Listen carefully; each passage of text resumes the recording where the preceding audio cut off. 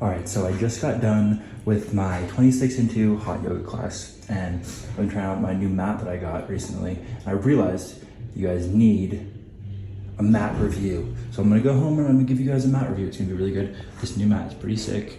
The Manduka, y'all want one. Okay guys, I'm back. This is my yoga mat that you saw before. It's the Manduka Pro. The big one, the heavy one.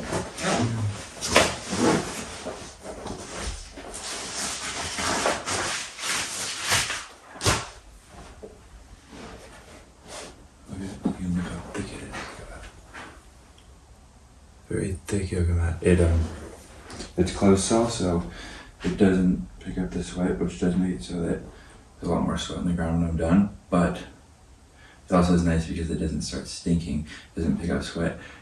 If you're a guy that does yoga, hot yoga, you probably know sweat gets everywhere. Guys just like sweat so much. I'm not saying girls don't, but it seems like guys statistically seem to sweat way more in classes.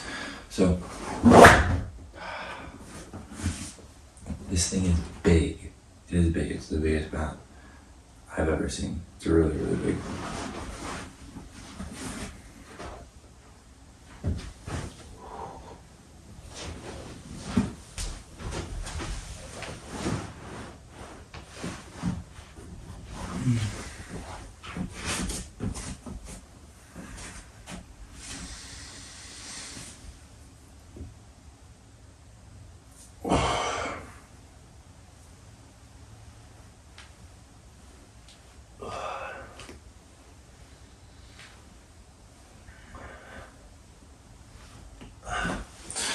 It's actually morning right now.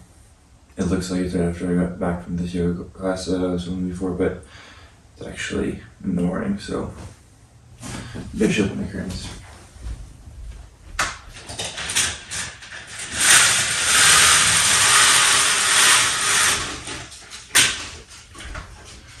It's a bit snowy out there.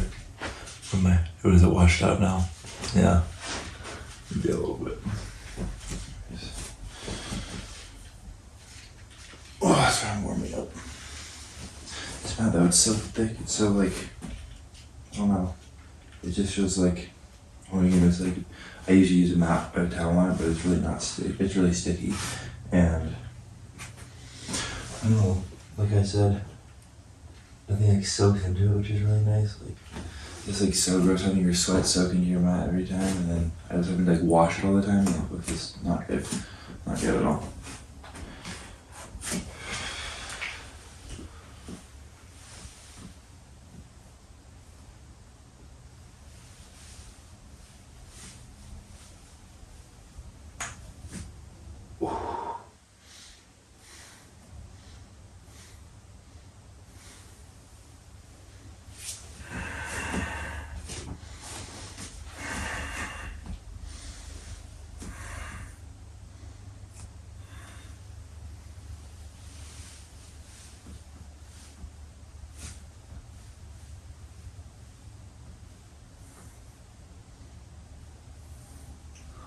The side's always harder.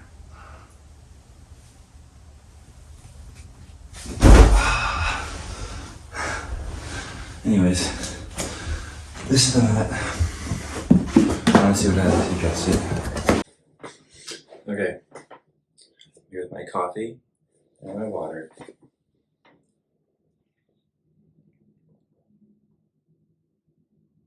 This is my morning, but alright, let me just start off by saying the Manduka Pro Mat is the best of the best. It's the top of the line yoga mat out there that I could find from my research, and you know, just from what people I've heard talking to yoga studios say, if it's a little bit too big for you, which is understandable, it's a pretty big cumbersome mat. There is the Manduka Pro Light, which is a little bit thinner. I'm just gonna go through like some pros and cons of the mat that I found. One con is that it really is a huge mat. It's like so big. Just the mat rolled up by itself is way bigger than my mat with my towel and my yoga shorts and all that stuff in my old bag.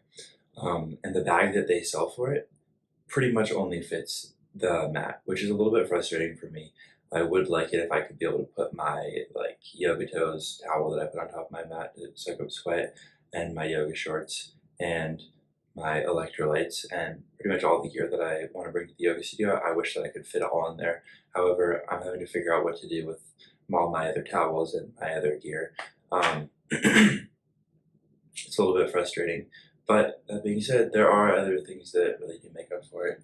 Um, I'm just gonna go through the rest of the cons because I think it makes more sense to go through cons and then end on a positive note, right? Because this mat I 100% will recommend. There are just some things that I don't like about it, but you're gonna have to make the decision for you whether the pros make up for the cons or not. So yeah, like I said, it's really big. It hardly fits in the bag. And another thing that is a little bit frustrating for me is with the yogi toes, the towel that you're supposed to put on top that has the nice non-stick little rubber grips on the bottom of the cotton towel. Um, I soak through that so fast. By the end of the class, when I'm done, no sweat like drips into the or seeps into the mat, and it all just goes into the towel, and it even overflows out of the towel. So when I pick my towel up off of the mat, it's literally just dripping. Literally, last time I was in a class, the girls, like one of the girls in the class, was like, "Who turned on a faucet?" Because it literally sounds like a faucet when I picked my towel up off the ground. So, I mean, that's not really great. I'm sure there's ways to work around it, but I think for someone, if you sweat like me, the towel that they sell with the mat is not quite enough. Another thing, and this is like the last con really, is that it is a $138 mat, which is kind of ridiculously expensive. That being said, it's a lifetime warranty, and so that's a positive, that's a pro. You're never gonna have to buy another mat. I mean, would you rather buy a $138 mat or 10 $60 mats? It's like, you're going to save money over the long run. If anything happens to the mat, they will warranty it. So they say on their website. Obviously, I haven't tried it. Um, a pro is that it's thick. It's like comfortable. It's not too soft though. It's like kind of hard and rubbery. So it like provides a lot of support for me while I'm doing yoga, and it's a lot wider and longer than my other mat. So if you're someone like me, it's about 6 feet tall. You're not going to need any extra space. It definitely is like a full size mat for a full size person like me. Um, it's number one teacher recommended on their website, so obviously that doesn't mean anything. But I say it's number one recommended by me that has no affiliation to the company and is just trying out their product. I agree. Um, I don't know where they come up with that fact. I don't know how many teachers they asked to get those statistics. And one thing you learn about statistics is they can be used to manipulate data in your favor. So I don't really trust most. Let's not try to trust statistics, but you got to understand how they come up with them. The mat definitely doesn't slip. They come up with a proprietary dot pattern on the bottom of the mat, which is too, there's like a bunch of little dots, kind of like the yoga toes towel that you put on top of the mat. Not that I've ever had a mat really slip before, but I mean, they are creating some proprietary extra thing that most mats don't have. I did notice it when I was opening up the mat. And I guess the last thing that I would say is I almost bought the cleaner because my old mat would get really gross and I would like put it in the washing machine. Clearly you can't put this in the washing machine, it's too big, plus the material seems like it would not be good to be washed. Not like it's good to wash any yoga mat, but this one especially.